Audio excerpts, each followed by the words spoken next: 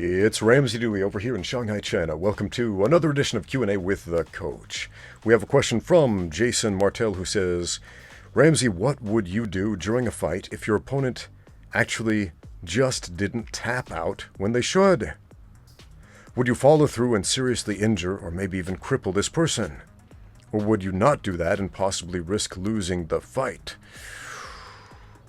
Well, a couple of things you should understand about the sport of MMA. You don't stop when the other guy taps. You stop when the referee tells you to stop.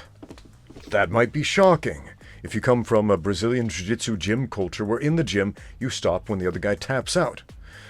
Okay, if that's you, I'm going to give you a very important piece of advice, especially if you're a submission fighter planning on going into the sport of mixed martial arts. Do not stop when the other guy taps out. Stop when the referee tells you to stop.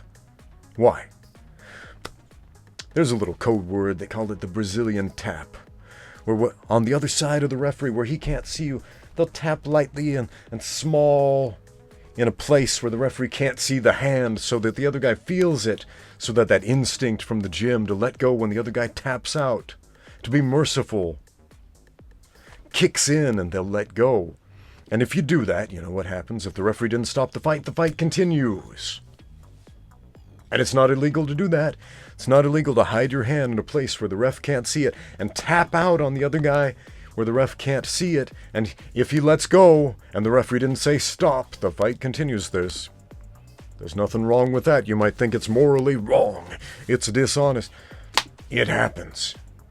It happens. Don't let it happen to you. Understand that in fights there are the rules and there are the rules. Now you ask me, what would I do? I'll tell you what I have done. You can pontificate all day about what you would do, and that's pretty worthless. I'll tell you what I have done. In one particular fight, I'm going for a triangle choke variation. The teepee. It's a funny looking move. It's a strangulation technique where you cut off the blood flow to the brain and basically crush his shoulder into his neck, and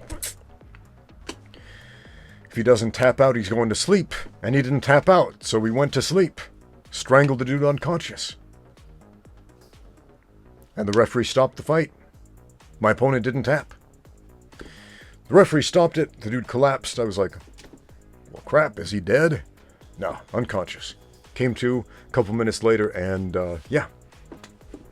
So that's what I have done. When the dude doesn't tap, in a fight, you continue. In the gym, of course, you let go. Of course you let go. In the gym, err on the side of caution. These are your training partners. You want to protect them. You want to make sure that you can spar and roll and train and drill as many rounds as you possibly can and get as much experience as you can. Right? Err on the side of caution in the gym. If I think somebody is tapping out in the gym, I will let go. In a fight, it's a different story. Now, chokes are one thing. I mean, with a choke, you don't let go, the guy passes out, the referee stops you, and he wakes up sometime later, wondering what just happened. No real harm there, most of the time. But what about something like an arm bar, or a shoulder lock, or a leg lock, where if you don't let go, and you follow through to completion, you snap that elbow backwards, you break the shoulder, you break bones, you tear up the knee, etc., etc. Or a neck crank, man. Neck cranks are totally legal. The neck would break. You could paralyze someone for life doing that. What if they don't tap out? What would I do? Now we're going to get into that useless pontificating about what would I do, because I've never had people not tap out to my joint locks or to my neck cranks. Actually, that's not true. I did have this student who was double jointed in all of his limbs, and he wouldn't tap out to anything except chokes. Because he didn't need to. His elbows would hyperextend and go in the opposite direction. It was crazy. His knees would bend backwards. His hips were crazy. His shoulders would pop out a socket and go all over the place. He didn't need to tap out. So he's a rare exception. But again, other than him, other than that mutant, I never had the experience of people not tapping out when they needed to tap out. Now,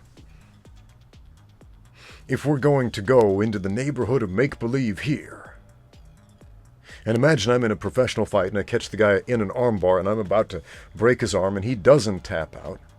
Well, in this case, I understand the nature of the injury. This is an injury you can come back from. It sucks, yeah, and it's going to suck for a while, yeah, but you can come back from it. I've seen it done. I've seen people make comebacks. It's not nice, but it's a fight. He's trying to murder you in that fight. He's trying to inflict serious damage upon you in that fight. He's trying to kick you in the head and punch you in the face and drop elbows on you and mess up your brain with every single striking technique. Why shouldn't you give him a little owie on the arm? So, you got this guy pinned. You got his arm. You are going to break it. He's not tapping out. You break it. What happens? Well, now you're in a dominant position and the guy only has one good arm to try to defend himself with. I had a fight with Leandro Issa. At the time, he was a third-degree Brazilian jiu-jitsu black belt and world champion in a few organizations. Awesome jiu-jitsu. So he takes me down, he gets on top, he locks up the Kimura, and he hyperextends the arm and he rips my shoulder out of the socket. And if the referee hadn't stopped him, he would have made it a lot worse. And he's a nice guy. He's a good man. He's a quality human being. But above all else, the man is a fighter. And you know what fighters do? They fight until the referee says stop. Do I resent him for that? No. Absolutely not. Man, Leandro, I was just following him today on Instagram, on social media. He and his son just competed side by side in the same Brazilian Jiu-Jitsu tournament. Both won gold medals. Congratulations to both of the men of the Issa clan there on your wins.